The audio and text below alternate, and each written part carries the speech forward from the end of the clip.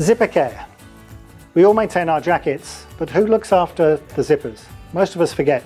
It's really simple to look after them, and it pays off. We've got really fine dust in Australia. It gets into the zippers, so a little bit of maintenance goes a long way in preserving the life of them.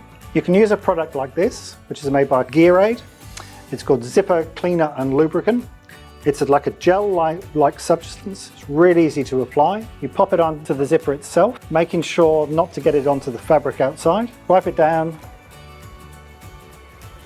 Bring the zipper up and down, and you'll find it will run really smoothly. And that protects the zipper, prevents broken teeth, which is a hassle, and it just generally makes it easier to use the zipper.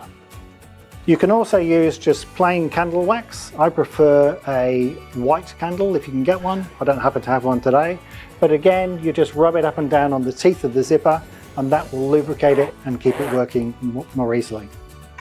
You can of course use it on any zipper. So here on a bag, you can put it onto the zipper itself. Just turn the zipper so you can see the teeth clearly. Grab the candle or the Gear Aid lubricant, rub it along, and you'll find that will all work so much more easily.